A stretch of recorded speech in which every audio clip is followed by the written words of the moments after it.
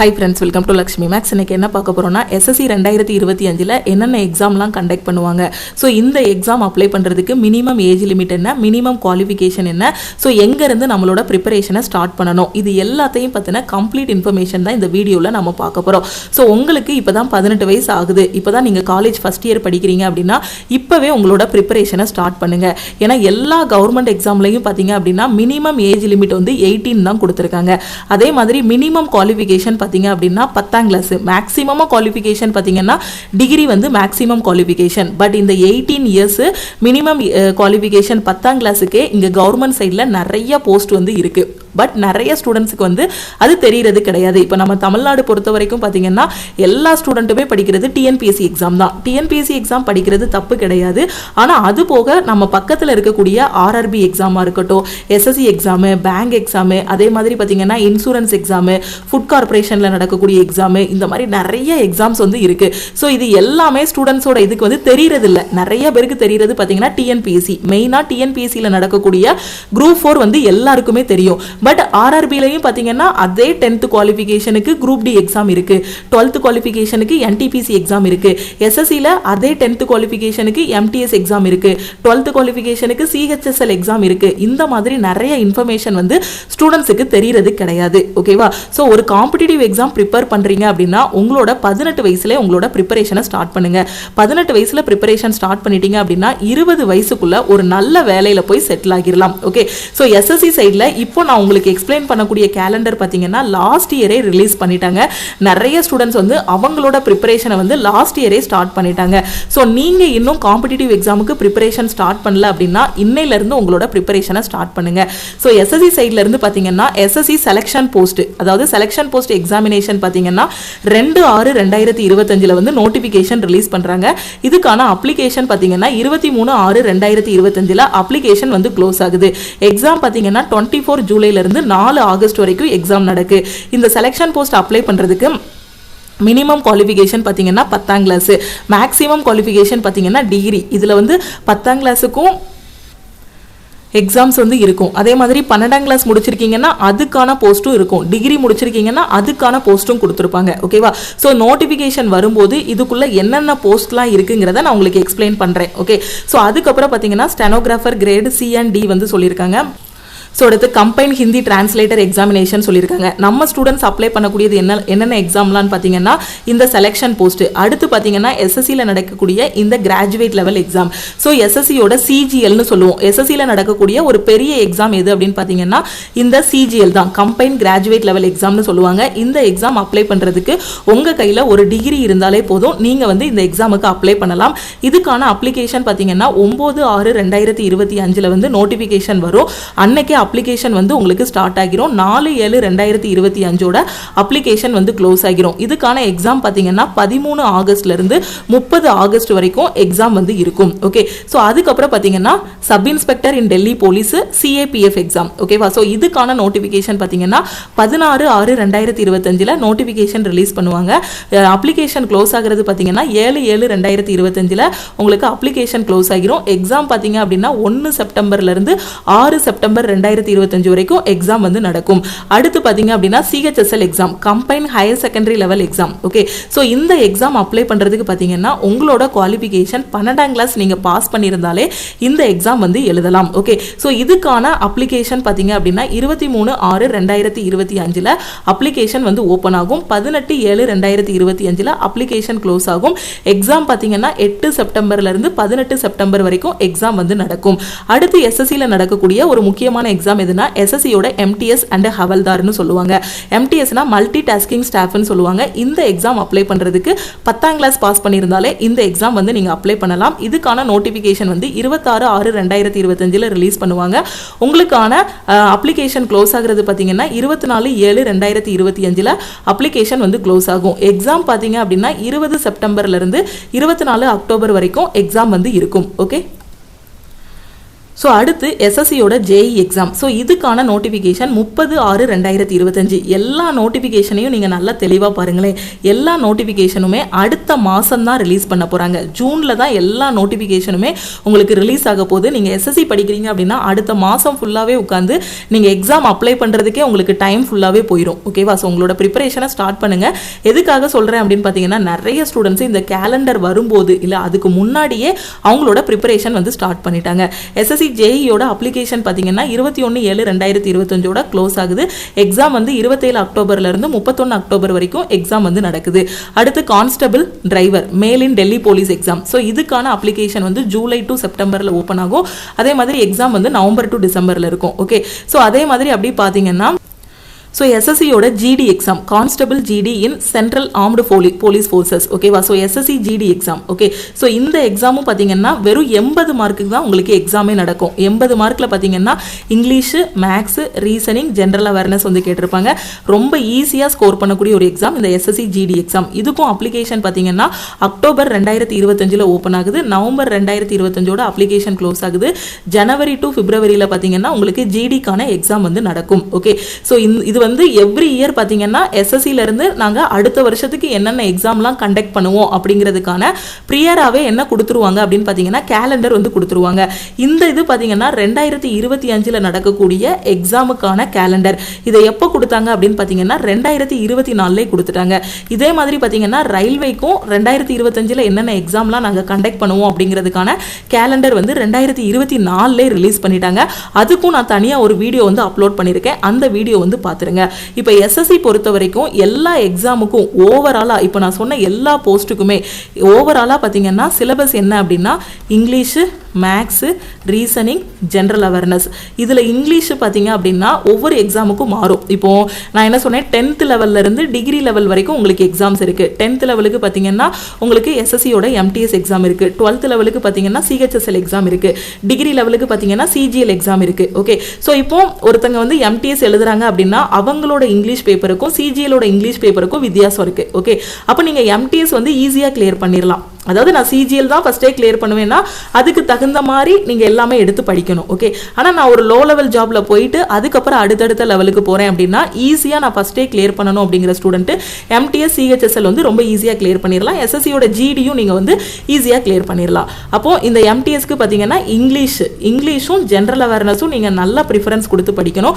எல்லாமே பார்த்தீங்கன்னா இந்த 10th ஸ்டாண்டர்ட் லெவலில் தான் இருக்கும். இங்கிலீஷோட கொஸ்டின்லாம் பார்த்தீங்கன்னா எரர் ஸ்பாட்டிங்கு, மிஸ்பல்ட்டு இந்த மாதிரி கொஸ்டின்ஸ் தான் இருக்கும். ஜென்ரல் அவேர்னஸ் பார்த்தீங்கன்னா history, polity, geography, current affair எல்லாமே கேட்டிருப்பாங்க. ஓகே, ஸோ அதே மாதிரி தான் சிஹெச்எஸ்எல். இதில் டயர் 1, டயர் 2 2 இருக்கும். அப்போ ஓவராலாக சிலபஸ்ன்னு எடுத்துக்கிட்டிங்கன்னா இவ்வளோதான். English, maths, reasoning, general awareness. So எல்லா காம்படிட்டிவ் எக்ஸாமையும் நீங்கள் அனலைஸ் பண்ணிங்கன்னா சிலபஸே இவ்வளோ தான் இருக்கும். இப்போ நீங்கள் இந்த எஸ்எஸ்சிக்கு இப்போ இருந்து படிக்க ஆரம்பிக்கிறீங்கன்னா இப்போ ரயில்வேக்கும் நீங்கள் படிக்கணும் அப்படின்னு நினச்சிங்கன்னா தனியாக ரயில்வேக்கு படிக்க வேண்டாம். இங்கே படிக்கிறதுல இந்த இங்கிலீஷை மட்டும் விட்டுட்டு மீதி எல்லா சப்ஜெக்டையும் பார்த்தீங்க அப்படின்னா இதுதான் ரயில்வேயோட சிலபஸ். அப்போ நம்ம ஒரு காம்படிட்டிவ் எக்ஸாம் படிக்கும்போதே எந்தெந்த எக்ஸாம் எல்லாம் சேர்த்து படிக்கணும், எங்கேருந்து படிக்கணும் அப்படிங்கக்கூடிய ஒரு ஸ்ட்ராட்டஜியை உருவாக்கிக்கணும். ஏன்னா எஸ்எஸ்சி படிக்கிற ஸ்டூடெண்ட் வந்து ஈஸியாக ரயில்வே வந்து கிளியர் பண்ணிடுவாங்க. எஸ்எஸ்சியோட சிஜிஎல்லாம் படிக்கிற ஸ்டூடெண்ட் பார்த்தீங்கன்னா என்டிபிசி, குரூப் டி இந்த எக்ஸாம் எல்லாமே ஈஸியாக கிளியர் பண்ணிடுவாங்க. ஓகேவா? ஸோ அதனால் ஒவ்வொரு சைடில் இருந்தும் எஸ்எஸ்சி சைட்லையாக இருக்கட்டும், பேங்கிங் சைட்லையாக இருக்கட்டும், ரயில்வே சைட்லையாக இருக்கட்டும் அவ்வளோ வேக்கன்சிஸ், அவ்வளோ ஆப்பர்ச்சுனிட்டிஸ் வந்து உங்கள் கண்ணு முன்னாடி இருக்குது. ஸோ எல்லாருமே உங்களோட ப்ரிப்பரேஷனை ஸ்டார்ட் பண்ணுங்கள். ஓகே, ஸோ அந்த 18 வயசுல எல்லாத்தையுமே விளையாட்டுத்தனமா எடுத்துக்கிடாதீங்க. இது வந்து இதோட சீரியஸ்னஸ் வந்து 18 வயசுல தெரியாது. இதெல்லாம் படிச்சா இப்படி ஆகலாமா அப்படிங்கிறது. நம்ம எல்லாமே பட்டு ஒரு காலேஜை முடிச்சு வரும்போது பார்த்தீங்க அப்படின்னா அந்த டைம்ல தோணும், காலேஜ் முடிச்சு வெளியே வருவோம், காலேஜில் இருக்க வரைக்கும் எந்த ஒரு பிரச்சனையும் இருக்காது. ஒரு பெரிய பேர்டன் என்ன நினைப்போம்னா செமஸ்டர் எக்ஸாமு, லேப் எக்ஸாமு இதை தான் ஒரு பெருசாக நினைப்போம். மற்றபடி இதை விடையும் பெருசு நிறைய இருக்கு. ஸோ அது மட்டும் தான் கஷ்டமா இருக்கிற மாதிரி இருக்கும். பட் காலேஜை விட்டு வெளியே வரும்போது பார்த்தீங்கன்னா நிறைய கமிட்மெண்ட்ஸ் இருக்கும். நமக்கு எந்த வேலைக்கு போகணும், பிரைவேட் சூஸ் பண்ணணுமா, இல்லை பப்ளிக் செக்டர் சூஸ் பண்ணணுமா, அப்படி இல்லைனா பிஸ்னஸ் பண்ணணுமா, இல்லைனா மேரேஜ் பண்ணணுமா. ஏன்னா கேர்ள்ஸுக்கு அந்த மாதிரி தான் நான் காலேஜ் முடிச்சோன்னே. ஸோ இந்த மாதிரி நிறைய இது இருக்கும். எந்த முடிவு எடுக்கணும்னே தெரியாது. சப்போஸ் மேரேஜ் பண்ணிட்டு ஒரு ஃபேமிலி லைஃபுக்குள்ளே போனாலும் அதுக்கப்புறம் நம்ம இன்னும் செட்டில் ஆகலையே, நம்ம இவ்வளோ படித்து என்னாச்சு அப்படிங்கிற மாதிரி அதுக்காக திருப்பி அகைன் முதல்ல இருந்து ஆரம்பிக்கணும். ஸோ அது எல்லாத்துக்குமே நான் என்ன சொல்கிறேன், 18 வயசில் ப்ரிப்பரேஷன் ஸ்டார்ட் பண்ணிட்டீங்கன்னா ஏதாவது ஒரு ஜாப், ஒரு கவர்மெண்ட் ஜாபில் அது குரூப் டியோ, என்டிபிசியோ, எஸ்எஸ்சியோட எம்டிஎஸ்ஓ, சிஜிஎல்ஓ, சிஹெச்எஸ்எல்ஓ எதுலையாவது உள்ளே போயிட்டோம் அப்படின்னா, ஏன்னா படித்தோம் அப்படின்னா கண்டிப்பாக படிக்கிறது வேஸ்ட் ஆகாது. ஏன்னா எல்லாத்துக்கும் காமனான சிலபஸ் தான், English, maths, reasoning, general awareness தான். அஸ்திவாரத்தை ஸ்ட்ராங்காக போடுங்க, நல்ல பலமாக அஸ்திவாரத்தை போடுங்க, எல்லாத்தையும் பேசிக் எல்லாத்தையும் தரவாக படிச்சுட்டு திருப்பி ஃபுல்லாகவே கன்சிஸ்டண்ட்டாக உட்காந்து ப்ராக்டிஸ் பண்ணணும்.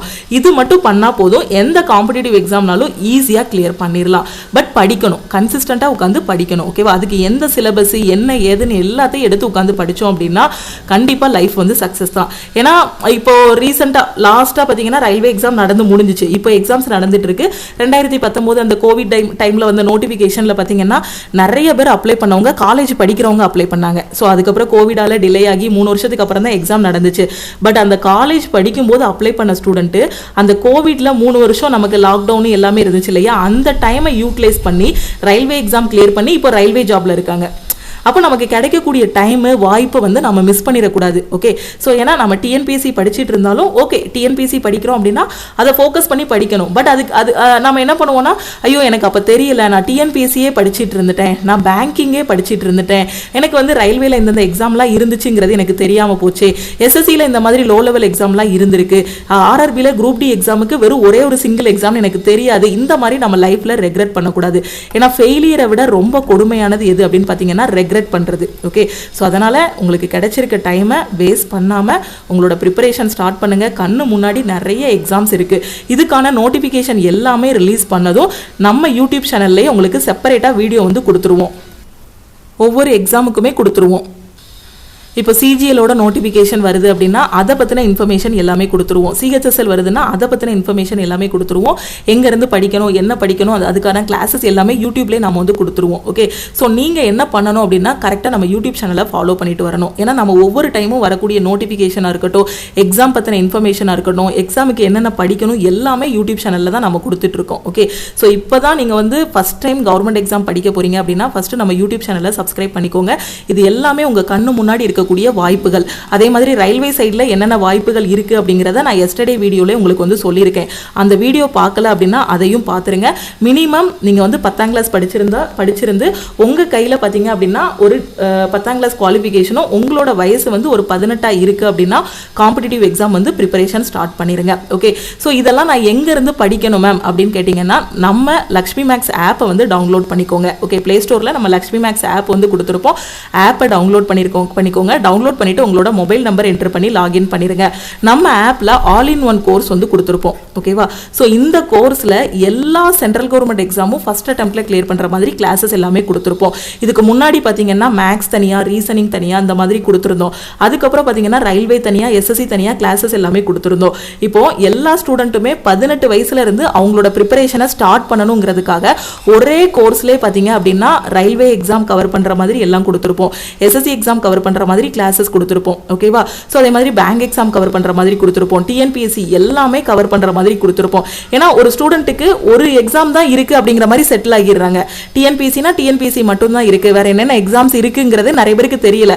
அதனால தான் ஒரே கோர்ஸ்ல எல்லா எக்ஸாம் பத்தின இன்ஃபர்மேஷன் எல்லாமே கொடுத்துட்டு அதுக்கான படிக்கிறதுக்கான கிளாஸஸ், மெட்டீரியல்ஸ், வீக்லி டெஸ்ட் எல்லாமே இந்த கோர்ஸ்லேயே ப்ரொவைட் பண்ணிடுவோம். நீங்க இப்பதான் காலேஜ் படிக்கிறீங்க அப்படின்னா, உங்களுக்கு இப்பதான் 18 வயசு ஆகுதுன்னா நம்மளோட ஆல் இன் ஒன் கோர்ஸ்ல ஜாயின் பண்ணிக்கோங்க.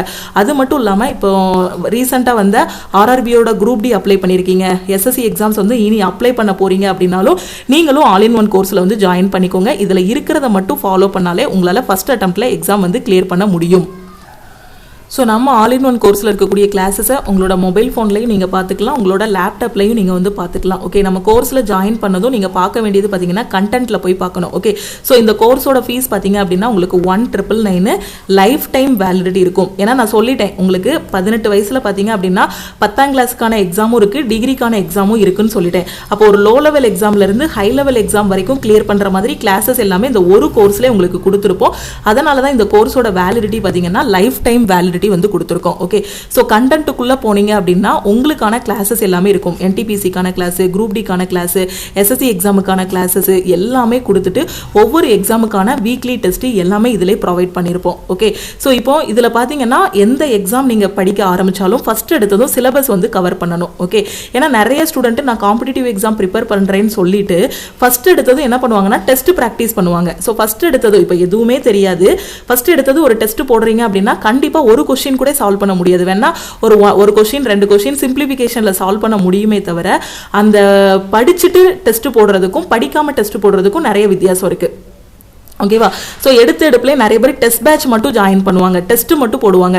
ஸோ அப்படி பண்ணக்கூடாது. ஒரு காம்படிட்டிவ் எக்ஸாம் ப்ரிப்பேர் பண்ணுறோன்னா ஃபஸ்ட்டு சிலபஸ் கவர் பண்ணணும், ப்ரீவியஸ் இயர் கொஸ்டின் ப்ரிப்பேர் பண்ணணும், ப்ரீவியஸ் இயர் கொஸ்டினை நல்லா ப்ராக்டிஸ் பண்ணணும், அதுக்கப்புறம் டெஸ்ட் எடுக்கணும். இந்த 3 ஸ்டெப் பை ஸ்டெப்பாக வந்தீங்க அப்படின்னா அதுக்கப்புறம் ஈஸியாக செலக்ட் ஆகிடலாம். சிலபஸ் ஃபுல்லாகவே உட்காந்து கவர் பண்ணணும். மேக்ஸ்னா மேக்ஸுக்கு ஒரு சிலபஸ் ஒரு 15 20 டாபிக் இருக்கும். ரீசனிங்கில் பார்த்தீங்கன்னா ஒரு 15 டாபிக் இருக்கும்.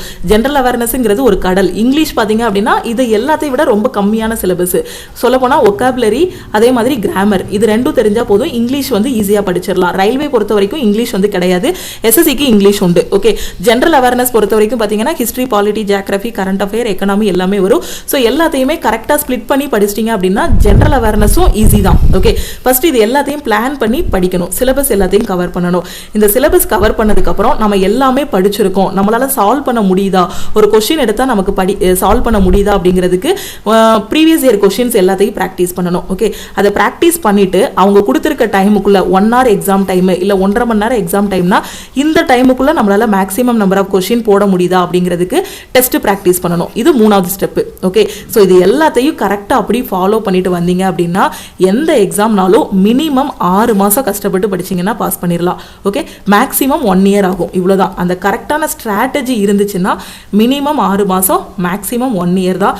பட் கன்சிஸ்டன்சி இருக்கணும், உங்ககிட்ட டேலண்ட்லாம் இருக்கணும். நான் காம்படிட்டிவ் எக்ஸாம் படிக்கிறதுக்கு டேலண்ட் வேணும் நான் எப்போவுமே சொன்னது கிடையாது.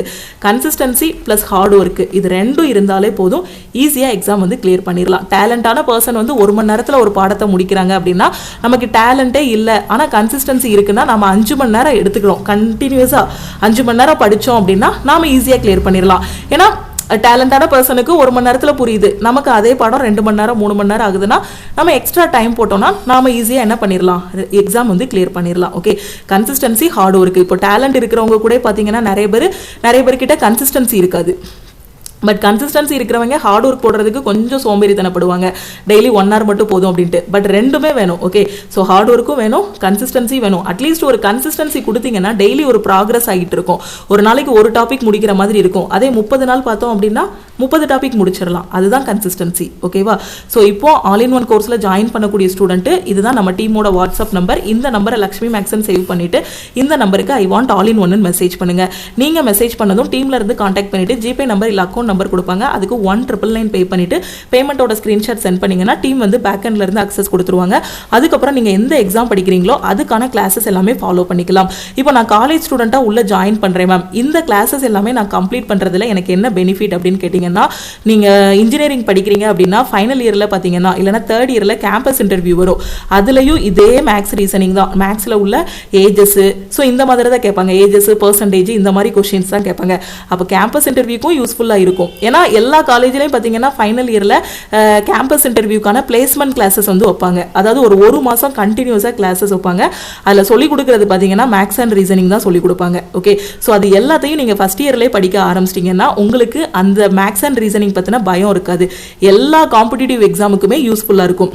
ஓகே, ஸோ அந்த 18 வயசை வேஸ்ட் பண்ணிடாதீங்க. ஏன்னா நான் ப்ரிப்பரேஷன் ஸ்டார்ட் பண்ணது பார்த்தீங்கன்னா 23 வயசுக்கு மேலே ஆயிடுச்சு, 23-24 வயசு ஆகிருச்சு. பட் அந்த டைமில் ரொம்ப வெறித்தனமாக படித்து 6 months நான் எக்ஸாம் கிளியர் பண்ணிட்டேன். பட் அந்த டைமில் கூட நான் ரெக்ரெட் பண்ணேன். 18 வயசு தான் மினிமம் குவாலிஃபிகேஷன், மினிமம் ஏஜ் லிமிட்டே. ஏன் நம்ம அந்த வயசெல்லாம் விட்டுட்டோம், அந்த 5 வருஷத்தை ஏன் நம்ம வேஸ்ட் பண்ணிட்டோம், காலேஜ் படிக்கும் போதே ஏன் நமக்கு வந்து இந்த காம்படிட்டிவ் எக்ஸாம் படிக்கணும்னு தோணலைன்னு நான் அந்த 23 வயசில் ஃபீல் பண்ணேன். ஓகே, ஸோ இப்போ என்னோட ஏஜ் பார்த்தீங்கன்னா 33க்கு மேலே ஆயிடுச்சு. ஓகே, ஸோ அப்போ இப்போ என்ன தோணும்னா அந்த சின்ன பசங்களை பார்க்கும்போது சரி படிக்க சொல்லுவோம், அந்த காலேஜ் படிக்கும் போதே படிக்கட்டும். ஏன்னா அந்த 18-21 வயசுல காலேஜை விட்டு வெளியே வரும்போது பார்த்தீங்கன்னா நிறையா இதாக இருக்கும். ஏதாவது கேட்டே இருப்பாங்க, நசன் வேலைக்கு போகலையா, கல்யாணம் ஆகலையா, அந்த மாதிரி ஒன்று ஒன்றா கேட்பாங்க. அதனால அதுலேருந்துலாம் எஸ்கேப் ஆகி நமக்குன்னு ஒரு அங்கீகாரத்தை ஒரு அடையாளத்தை உருவாக்கணும் அப்படின்னா இப்போவே படிக்கணும். படிக்கிறவங்க எப்போவுமே கெட்டு போக மாட்டாங்க. ஓகேவா? கையில் இருக்க மொபைல் ஃபோனு லேப்டாப்பை நல்ல விதமாக பயன்படுத்துங்க. ஓகே, ஸோ காலேஜ் படிக்கிற பசங்களுக்கு நான் சொல்கிறது அதுதான். ஏன்னா மொபைலில் பார்த்தீங்கன்னா நல்லதும் இருக்குது கெட்டதும் இருக்குது. ஸோ நல்லதை மட்டும் எடுத்தீங்க அப்படின்னா உங்கள் லைஃப் வந்து ரொம்பவே நல்லாயிருக்கும். மொபைலில் சிலது காட்டுவாங்க, ஸோ அது வந்து பார்த்தீங்கன்னா ஜஸ்ட் ஒரு இதுதான். ஓகே, சினிமாவில் பார்க்குறது எல்லாமே உண்மை கிடையாது. அதே மாதிரி இப்போ யூடியூப்பில் ஷார்ட்ஸாக இருக்கட்டும், இன்ஸ்டாகிராமில் இருக்கட்டும், கொடுக்கக்கூடிய ரீல்ஸ் எல்லாமே உண்மை கிடையாது. ஓகேவா? ஸோ அது வந்து ஒரு மாய உலகம்னு சொல்லலாம். ஓகே, அந்த உலகத்துக்குள்ளே சிக்கிக்கிடாதீங்க. நம்ம லைஃப் வேறு, ரியல் லைஃப் வேறு. அந்த இன்ஸ்டாகிராமோட ஷார்ட்ஸாக இருக்கட்டும், யூடியூபோட ஷார்ட்ஸாக இருக்கட்டும், அது வேறு உலகம். ஓகேவா? ஸோ 18 இயர்ஸ் 19 இயர்ஸில் இருக்கிறவங்க இதை புரிஞ்சுக்கிட்டாலே ஒரு பெரிய இது. அந்த இதுக்குள்ளே போய் சிக்காமல் இருந்தாலே அதுவே ஒரு பெரிய சாதனை தான். எக்ஸாம் கிளியர் பண்ணுறது ரெண்டாவது. ஸோ அந்த வயசுக்குள்ளே இதெல்லாம் கண்ட்ரோல் பண்ணிக்கிட்டு ஃப்யூச்சருக்காக இறங்குறதே ஒரு பெரிய விஷயந்தான். படிக்க ஆரம்பிக்கணும்னு நீங்கள் ஒரு முடிவு எடுத்துட்டாலே அதுவே ஒரு பெரிய விஷயந்தான். ஸோ படிக்க ஆரம்பிங்க. ஸோ நம்ம யூடியூப் சேனலை இன்னும் ஃபாலோ பண்ணலன்னா ஃபாலோ பண்ணிக்கோங்க. ஏன்னா ஒரு காம்படிட்டிவ் எக்ஸாம் கிளியர் பண்ணுறதுக்கு இது மட்டும் போதும். ஓகே, ஸோ நான் ஏற்கனவே சொன்னதான் 11 இயர்ஸ் எக்ஸ்பீரியன்ஸு. முன்னாடி வரைக்கும் 10 இயர்ஸ் எக்ஸ்பீரியன்ஸ் சொன்னேன்னா எக்ஸ்ட்ரா 1 இயர் ஆயிடுச்சு. ஸோ இந்த ஃபீல்டில் 11 இயர்ஸ் எக்ஸ்பீரியன்ஸ் வந்து இருக்குது. அந்த இதில் என்னென்ன ஃபெயிலியர் என்னென்ன சக்ஸஸ்லாம் பார்த்தோம் அப்படிங்கிறது எல்லாத்தையும் அப்ளை பண்ணி தான் இந்த ஆல் இன் ஒன் கோர்ஸில் வந்து கொடுத்துருக்கோம். ஸோ யூட்டிலைஸ் பண்ணிக்கோங்க. நீங்கள் பே பண்ண இந்த 1999 எந்த இடத்துலையுமே வேஸ்ட் ஆகாது. ஸோ படிக்க ஆரம்பிங்க. உங்கள் ஃப்ரெண்ட்ஸும் எக்ஸாமுக்கு ப்ரிப்பேர் பண்ணுறாங்கன்னா அவங்களுக்கு இந்த வீடியோவை ஷேர் பண்ணுங்கள். எஸ்எஸ்சியில் இருக்குது, ரயில்வேல வாய்ப்புகள் இருக்குது, அதே மாதிரி பேங்கிங்லையும் வாய்ப்புகள் இருக்குது, டிஎன்பிஎஸ்சி சைடும் வாய்ப்புகள் கொடுத்துட்டு இருக்காங்க. நீங்கள் அந்த வாய்ப்பை பயன்படுத்திக்கோங்க. வேகன்சி கம்மியாக இருக்குது அதிகமாக இருக்குன்னு எதை பற்றி ஒரி பண்ணாதீங்க. நமக்கு தேவை ஒரே ஒரு ஜாப் தானே. அந்த ஒரு ஜாபுக்கு நம்ம வந்து உயிரை கொடுத்து படித்தோம் அப்படின்னா, அதாவது கஷ்டப்பட்டு படித்தோம் அப்படின்னா நமக்கு கிடைக்க போகுது. ஸோ படிக்கிறத மட்டும் ஃபாலோ பண்ணுங்களேன், அப்படி ரிலாக்ஸாக இருக்கும். வேறு ஏதாவது யோசிச்சா தான் நமக்கு அப்படி டிஸ்ட்ராக்டாக இருக்கும். படிக்கிறது வந்து அவ்வளோ ஜாலியாக இருக்கும். படிச்சுட்டு இந்த டெஸ்ட் போடும்போது பார்த்தீங்கன்னா நிறைய பேருக்கு இந்த டெஸ்ட் போடுறது ஒரு அடிக்ட் ஆயிடுவோம். காம்படிட்டிவ் எக்ஸாம் படிக்கும்போது பார்த்தீங்கன்னா ஃபஸ்ட்டு டெஸ்ட்டும் போடும்போது போர் அடிக்கும். அதுக்கப்புறம் பார்த்தீங்கன்னா கொஞ்ச நாள் அனலைஸ் பண்ணி ஸ்கோர் வந்து ஒரு 80க்கு மேலே 90க்கு மேலெலாம் எடுக்க ஆரம்பிச்சிட்டோன்னா அது ஒரு அடிக்ட் மாதிரி ஆயிடும். என்னால் சால்வ் பண்ண முடியும், 1.5 மணி நேரம் எக்ஸாமா, அப்போ நான் 1.25 மணி நேரத்தில் இதை சால்வ் பண்ணிடுவேன் அப்படிங்கிற மாதிரி ஒரு அடிக்ட் வந்துடும். ஸோ அந்த மாதிரி அடிக்ஷன் வந்துருச்சுன்னு வச்சுக்கோங்களேன், லைஃபே உங்களோட லைஃபே சக்ஸஸ் தான். ஓகே, அதனால் படிங்க, டைம் வேஸ்ட் பண்ணாதீங்க. ஓகே, ஸோ வாய்ப்புகள் வந்து நிறைய இருக்குது. நம்ம டெலகிராம் சேனலில் இன்னும் ஜாயின் பண்ணல அப்படின்னா டெலகிராம் குரூப் அண்ட் சேனல்லையும் ஜாயின் பண்ணிக்கோங்க. இன்ஸ்டாகிராம்லையும் லக்ஷ்மி மேக்ஸை ஃபாலோ பண்ணிக்கோங்க. ஓகே, ஸோ அது மாதிரி ஆல் இன் ஒன் கோர்ஸில் நான் காலேஜ் போயிட்டு இருக்கேன், நான் ஜாயின் பண்ணிட்டேன் அப்படின்னா எனக்கு கிளாஸஸ் எல்லாம் மிஸ் பண்ணிடுவேன் அப்படிங்கிற மாதிரி நீங்கள் ஒரி பண்ண வேண்டாம். உங்களுக்கு எந்த டைம்னாலும் லைவ் கிளாஸஸ் வந்து டெய்லி கொடுப்போம். அதை மிஸ் பண்ணாலுமே ஆட்டோமேட்டிக்காக ரெக்கார்ட் ஆகிற மாதிரி கிளாஸஸ் எல்லாமே கொடுத்துருப்போம். எந்த டைம்னாலுமே நீங்கள் கிளாஸஸ் வந்து பார்த்துக்கலாம். ஓகே, ஸோ திருப்பியும் நம்ம வந்து அடுத்த கிளாஸில் மீட் பண்ணலாம். Okay, thank you. ஸோ அதே மாதிரி இன்னொரு முக்கியமான இன்ஃபர்மேஷன், என்டிபிசியோட டெஸ்ட் பேட்ச், குரூப் டியோட டெஸ்ட் பேட்ச், கரண்ட் அஃபேருக்கான பிடிஎஃப் கோர்ஸுக்கு நம்ம ஆப்பில் ஆஃபர் வந்து அனௌன்ஸ் பண்ணியிருக்கோம். சப்போஸ் June 5 என்டிபிசி எக்ஸாம் இருக்குது அப்படின்னா ஸோ நம்ம டெஸ்ட் பேட்சில் ஜாயின் பண்ணிக்கோங்க. ஸோ டெஸ்ட் பேட்சோட ஃபீஸ் வந்து 599 இல்லை. ஸோ இன்றைக்கி ஜாயின் பண்ணுற ஸ்டூடெண்ட்டும் டெஸ்ட் பேட்சுக்கு 399 பே பண்ணி ஜாயின் பண்ணிக்கலாம். Okay, thank you.